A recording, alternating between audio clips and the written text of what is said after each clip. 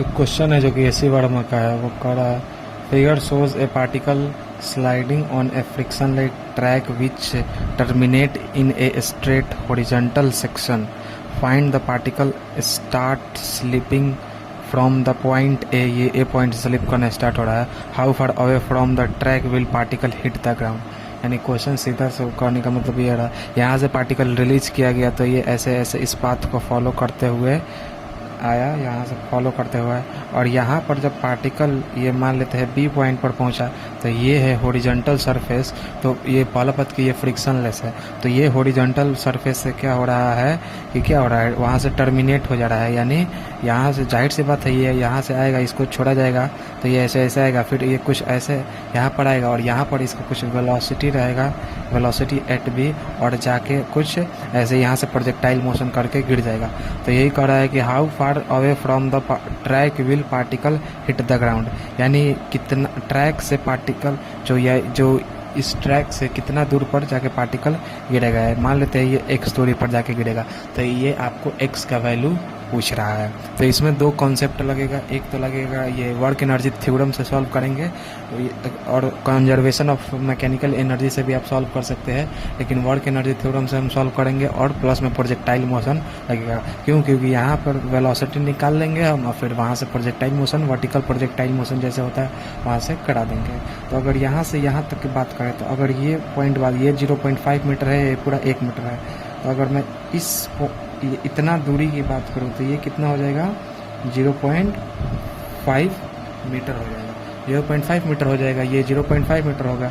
तो यहाँ से यहाँ पार्टिकल आया है, यानी वर्क एनर्जी थ्योरम लगाएंगे यहाँ पे, वर्क एनर्जी थ्योरम, तो क्या होगा, वर्क डन बाई ग्रेविटी एक लगेगा उस पार्टिकल पर, और फ्रिक्शन तो है नहीं तो फ्रिक्शन लगेगा ही नहीं, तो केवल वर्क डन बाई ग्रेविटी लगेगा। तो total work done is equal to क्या होता है, चेंज इन काइनेटिक एनर्जी होता है, यही वर्क एनर्जी थ्योरम होता है। तो टोटल वर्क डन क्या होगा, mgh, h का वैल्यू क्या है, यहाँ से पार्टिकल इतना ही ना हाइट चला है, यहाँ पर आया तो अल्टीमेटली कितना 0.5 मीटर चला है।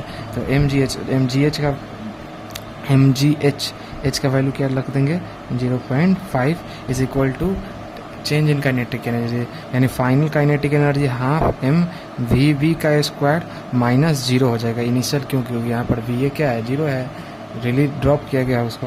तो अब क्या हो जाएगा, अब अगर हम निकालें इसको तो मास, ये मास से मास कट जाएगा, और जी का वैल्यू क्या आ जाएगा, 10 अगर लेते हैं तो 5/10 हो जाएगा ये, और यहाँ पर 5/10 हो जाएगा, और फिर क्या हो जाएगा, ये हाफ वी का स्क्वायर, इससे ये गया और ये उधर गया, ये 2 उधर जाकर मल्टीप्लाई होगा, तो v v is equal to √10 आ जाएगा, √10 आ जाएगा। और √10 अगर 10 आया है तो 10 का वैल्यू जी ही होता है, जी का वैल्यू अगर 10 लेंगे, यानी तो v v is equal to क्या आया, √g आया मीटर पर सेकेंड, √g मीटर पर सेकेंड। अब ये पार्टिकल यहाँ पर आ गया तो यहाँ का वेलोसिटी √g मीटर पर सेकेंड लिखिए, या √10 अगर मानते हैं जी का वैल्यू 10 है तो √10 मीटर पर सेकेंड हो गया। अब ये पार्टिकल यहाँ पर आया तो इसको निकालना है, तो यहाँ से यहाँ तक क्या हो गया, तो अगर पार्टिकल यहाँ से एक वैसे ही क्वेश्चन हो गया, टावर पर से फेंका जाता है, तो यहाँ से अगर हम इसको फेंक रहे हैं जिसका वेलोसिटी क्या है √g मीटर पर सेकेंड, तो इतना दूर कैसे डिस्टेंस निकालेंगे, तो हम एक तरह से क्या निकालेंगे, रेंज निकाल लेंगे। और रेंज क्या होता है, जो वेलोसिटी है वी वी इंटू क्या कर देंगे, टी कर देंगे, टाइम ऑफ फ्लाइट कर देंगे।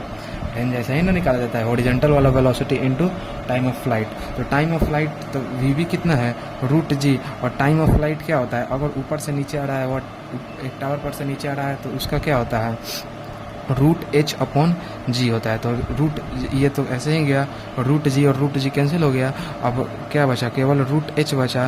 तो यहाँ से यहाँ तक हाइट कितना है, 2 इंटू √h कितना है, 2.5 है, तो यहाँ से क्या आ गया, यहाँ से आपका रेंज जो आ गया, जो x रेंज को x माने है वो कितना आ गया, 1 आ गया, यानी 1 आ गया, √1 तो √1 होता है, यानी 1 मीटर दूरी पर जाके पार्टिकल गिरेगा। ये जो टर्मिनेट होगा जब यहाँ से, तो ये जो ट्रैक है इससे 1 मीटर दूरी पर जाके गिरेगा। तो ये था एससीवी का क्वेश्चन नंबर एक्सरसाइज का 36 आई थिंक था, 36 था।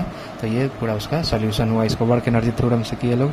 इसका solution mechanical energy, conservation of mechanical energy से भी हो सकता है कि यहाँ का पोटेंशियल एनर्जी और काइनेटिक एनर्जी जोड़ेंगे इक्वल टू यहाँ पे पोटेंशियल एनर्जी काइनेटिक एनर्जी दोनों इक्वल होगा, तो उससे भी सॉल्व हो जाता है। लेकिन अगर फ्रिक्शन दे दिया रहता तो फिर क्या होता, तो इसीलिए क्या किया गया है, सिंपल कोई भी सवाल रहेगा ऐसा वर्क एनर्जी थ्योरम से सॉल्व कर देंगे। Thank you.